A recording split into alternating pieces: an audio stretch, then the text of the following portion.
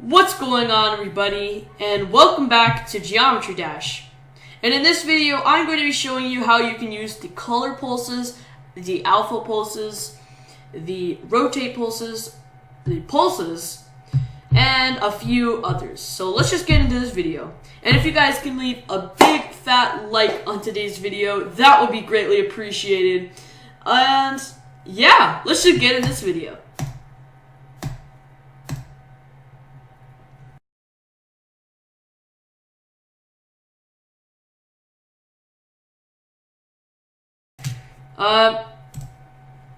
But let's start with this first one here, which is color. Let's move these out of the way and focus on color. Now, color is a pretty cool one, so I'm just going to set a background because why not? And let's get this color, and say I want a blue background. Well, you'll come into here, it'll be on white, and it'll be on red. Probably like right there. And it'll be on white, and all I have to do is select the color. And to change from different colors, you can just use that color wheel from there. And the fade time is also an important thing. I'll get in that in just a second. And the background, we're going to just talk about for the background first. And as you guys can see, the background color changed because I put it on BG, which is background, and then you have ground, line, object, and 3DL. And the fade time, as you guys can watch, it'll take longer for the background color to change, which is a really cool feature, and I really enjoy just watching that fade background. And there's blending, but stuff like for backgrounds, I mean, you can do copy color, you can do all sorts of stuff, but of course, start with the basics. You can do hue, saturation, brightness, blah blah. I mean, we're just gonna go with the basic stuff here with just the fade and the color changing and just all that. Opacity. Now, the opacity has nothing to do with background, so that doesn't do anything. And then you have player colors and all sorts of stuff, which relates not to the background.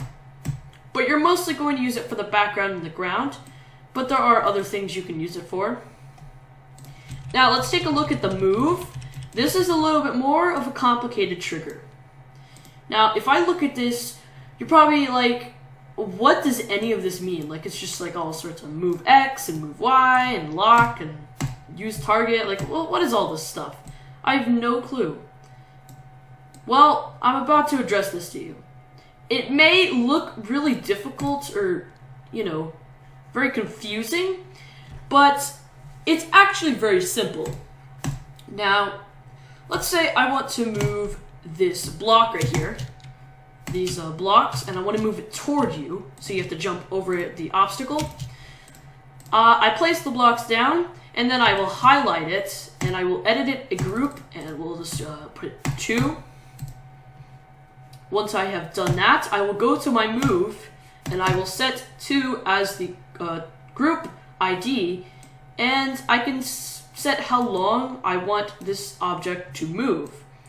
So let's probably do maybe a second, and these are seconds in case you haven't caught on that. And let's do 0.97 seconds. And then this right here. So let me address this to you. What X means, X means to go like side to side, and if I go back into this, going this way means it will go this way, and if I move it this way, it means it'll go that way. So yeah, pretty basic. And this right here means how fast it's moving. And the time, if the time is shorter, it will move a lot slower. So, I mean, faster. I said it wrong. This right here is move Y. As you probably would know, this would make it go up. This would make it go down. Very simple stuff. Very simple stuff. And you can lock it to the player And what this means is if I just show you right here, it will lock with you and move with you. So the object will move with you, but of course, let me just set it a little bit longer. Wait, whoops, I did something wrong. I turned that off. As you guys can see, it'll move with me so I can have time to jump over the object, which is pretty cool. Let's set that down a little bit and look at the move Y. And check this out. It'll just move literally up and it'll combine this. So let's just go like that. Just random combinations. And it'll just go straight down. So the move object is really fun to use. I really do recommend using it. A lot of players like using the move object. I definitely agree with them. It's a very fun tool to use. And yeah, so that is the move trigger. A pretty, seems like a complicated trigger, but it really is not too bad. Now let's take a look at the pulse trigger. And at first, I never understood this trigger. I don't know why. I didn't understand move either, but of course, you know, I learned to finally work with them. And let's just select ourselves a color, the same thing as like backgrounds and stuff, like we just saw. And we can say how long this will happen. So, of course, let's just go to background, do that again. And group and you know, stuff like that. I'm not gonna get to that in this video, but that's just something to mention. If you want a better, you know, in-depth review on this stuff, I might make a video on that. I'm not too sure. So let's see how long we want this to hold and how long we want it to fade in. So how long it takes to get to this color and how long we want it to take to get out of the color. We'll change it to our background and we'll take a look. As you can see, if I just add a little to that, and if I just make take 10 seconds long, it'll literally fade like that. That's really, really cool. Of course, that takes a little too long, so maybe if we dial it a little down, that still takes too long.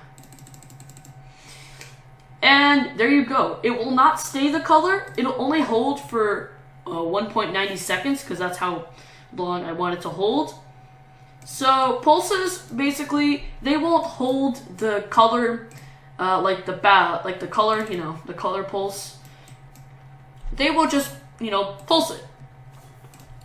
And you know, it won't keep that color, but it'll just like, you know, pull stuff, and you can like match it with like music sync and stuff like that. And they are pretty useful as well. Now let's get into alpha. Now, the only thing I really use alpha for is to make blocks maybe invisible, to possibly do like custom orb design or custom block design. Of course, I don't do custom block design, I just do custom orb design, but let's take a look at the alpha. So we have group ID, so we saw that before, so we'll make this a group ID, we'll make it 3, and then we'll go to this, put 3 here, and see how long we want it to fade to the opacity. And opacity just means, you know, how you can see it, in case you didn't know what it means for some reason. And I could just make it completely just like that. I could just do that, bam, the orb is gone. And stuff that I like to do is just do a custom orb design. Now let's just quickly do this like that. So let's just check out our interesting level, like bam. So that's pretty cool, huh? And last but not least, we have shake. And shake is really cool. I'll have to show you this in normal mode, but I'll put it maybe right here. You'll have to like jump on some blocks, and let's just make some basic gameplay. It doesn't have to look nice. Yeah. And some spikes, because why not? Bam. Okay, so the shake, this is what it'll do. let's put on the strength, and strength means like your screen will literally shake, and that it probably will shake like that. That's what strength means. So if you just do like a little light shake, screen won't shake that much. But you can literally do a super strong strength. Interval,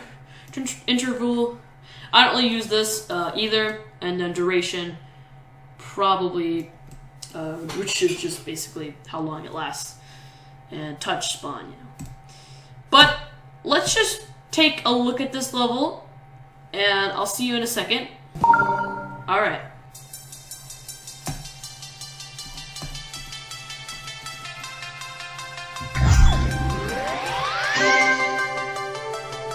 So, that is what the shake did, and the shake is pretty cool. I really like the shake. I don't use it as much as I want to. But as you guys just saw there, you saw all of the pulses that I talked about, except rotate, because I was having a little bit of trouble with rotate. I thought I knew what I was doing, but turns out I don't really. But this is just a basic guide for people who want to make really awesome levels. Whoops. With color, move, pulse, alpha, shake, and yeah, that's today's video. I hope you all enjoyed the video, and if you did, please leave a big fat thumbs up on this video. Okay, that was weird. Castle Miner Z video will be coming out tomorrow or the next day. I mean, I know I've kind of been slacking on it, but I have to get my world back and everything, so.